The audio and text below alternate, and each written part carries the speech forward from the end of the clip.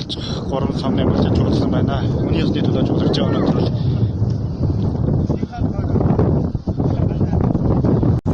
2019 оны 4 сарын 16-ны өдөр бүх малчид чухалсан байна. Ашигтан засгийн үүдэн дээр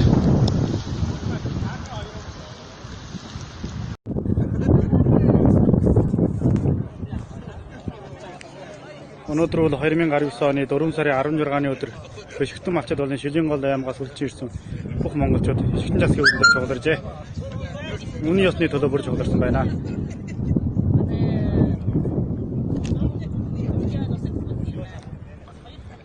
Хошууны чагдаа сүйдрэл байна.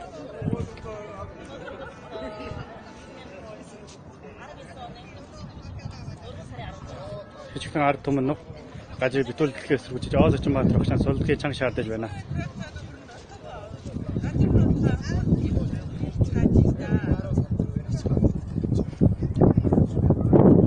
Чанга сүйдрэл авч байна.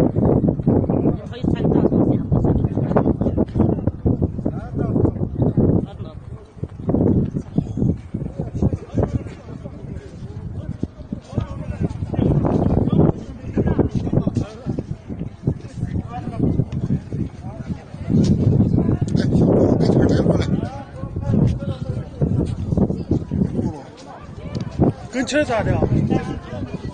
啊？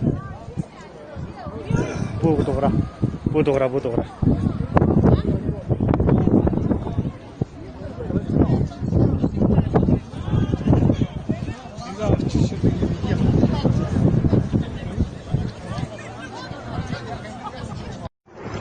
За Гишгтэн гошууны засгийн ордон.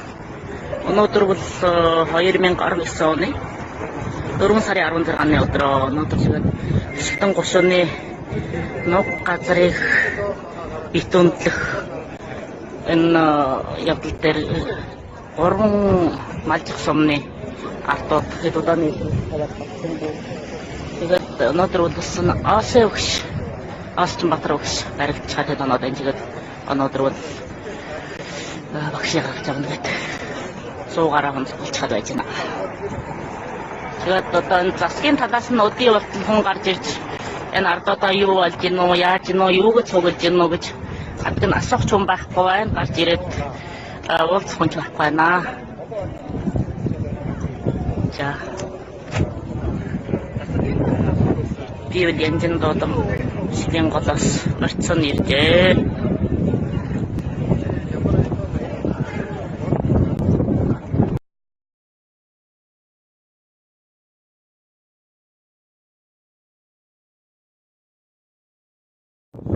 За сайн байна уу? Өнөөдөр исах гараг байна. Өнөөдөр 2019 оны 4 сарын 16-ны засгийн ордны үүдэн дээр ирж байна. Энд бас нэгэн малчид цуглаж байгаа. Бас үргэлжлэн цуглаж байгаа. Одоо таваад ирсэн.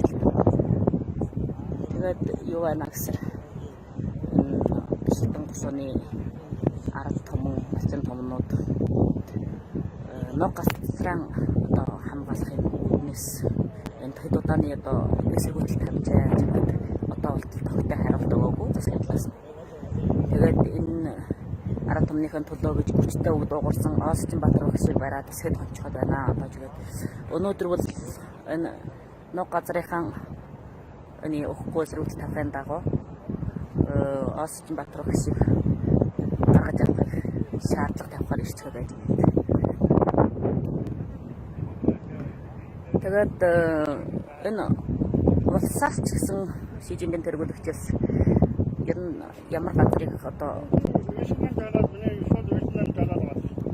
хөгжүүлнэ гэх юм уу, ямар нэг төрийн бодлогыг явагдуулахад заавалчгүй ард түмний ашиг бүсийн хамгийн түрүүнд бодлого хэлнэ гэж хэлдэг. Тэгэхэд өдий олон ард түмэн эсэргүүцэл тавьж байна гэдэг нь энэ юуг илэрхийлж байна вэ? Энэ нутаг орны ард түмэнд ашиг тустай юу тусгүй юу гэдгийг шууд гүйцэд харуулж байгаа. Тэгэхэд өдий олон ард түмний эсэргүүцлийг хайх байхгүй энэ бүхнийг хийж байдаг хүмүүсүүдийг юу гэж хэлэх вэ? Орон нутгийн засгийн ноёдууд гэж ийм юмудыг хийж байгаа. Учир нь яагаад ингэж хэлж байна гэвэл энэ төрөөс буулгасан бичиг материал гэж байхгүй. Энийг бол төрийн бодлогоо гэж хэлэхэд тийм буулгасан бичиг материал байхгүй. Тэгэхээр энийг бол орон нутгийн засгийн талаас хийж юм хэлнэ. За тэгээд энэ төр болоод ардынхаа дунд ингэж яс хайж төр нам төрийнхэн нэр нүрийг барж ард түмэн болоод төр гүрний хооронд ийм их завсардал гаргаж байгаа. Энэ нам төрийг энэ хэмжээнд илжруулж ийм өмхийн нэрэнд оруулж байгаа энэ засгийн ноёдуудыг юу гэж хэлдэг вэ?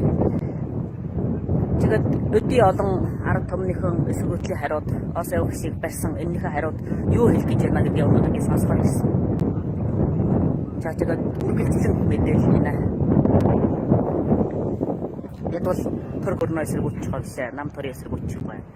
Харин өдий ингэж төр гүрний ингэж болоод ард түмний хооронд ингэж завсардал гаргаж ийм мохоо юм хийж байгаа.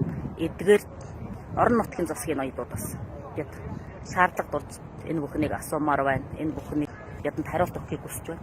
Энэ ганцхан гисгэн гусууны ард түмэн биш.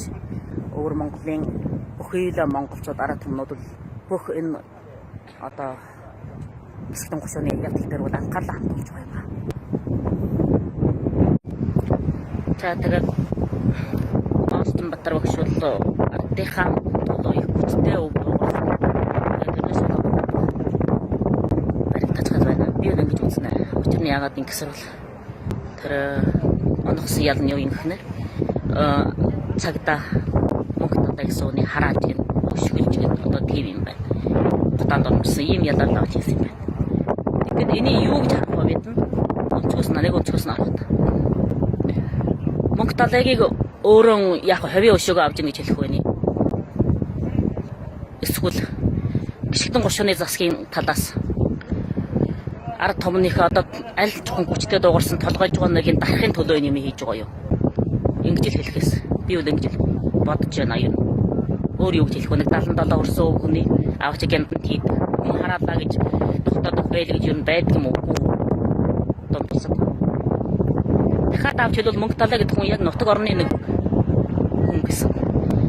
77 өрсөн тэр өвгөн настай хүнд бол ер нь хүүхэд үедтэй болохоор нутаг усны нэг ахмад томоотон тэрийг хараачихсан байтугай нэг өшгөлөөд хаа хүрдэг юм ээ. Гэмдэж гэрвэл да. Тэгэхээр энэ юу гэж ингэж энэ хүнийг тийм хар хортойгоор ингэж аваачиж гянданд хорж гоё 77 өрсөөний. Хэвдээ төдий нас явсан ямар нэг учир гарвал энэ үүрэг хариуцлага хүлээд дийлэх үү? Ард түмэндээ ямар хариулт өгнө гэдгийг өөрөө мэдж байгаа болов. Ер нь хүний барихад амархан шүү. 50 гэдэг нь бол өөрөөсөө бас их бодлого хийсэн байх ёстой. Тэгээ олон ард түмэнд өнөөдөр эсэргүүцэл тавхаар ирчихээр байна. Энэ бол ганцхан Алтанбаатар багшийн ганцхан хувийн учир биш гэдгийг бол энэ дээр гэрчилж байна юм.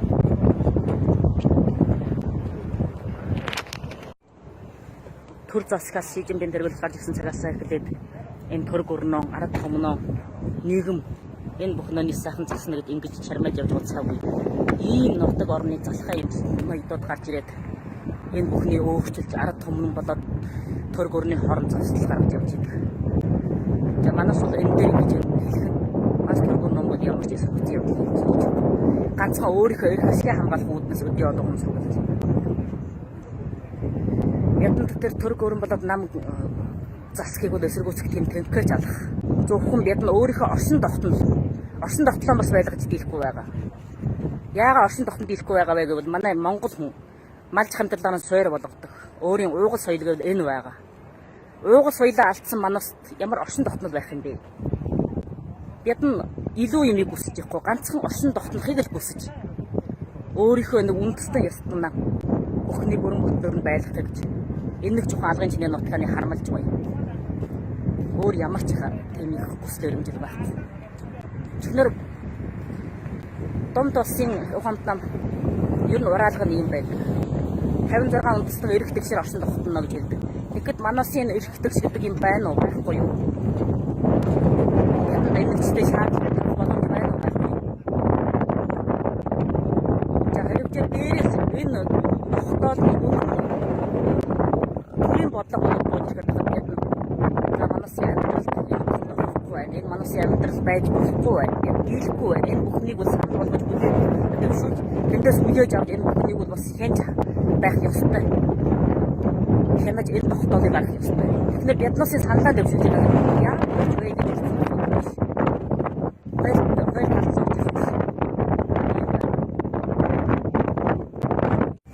манай хамгийн бага насны тэмцэгч. Манай хойчгийн залуу яг нутаг улсаа хамгаалахын их хүн өстэй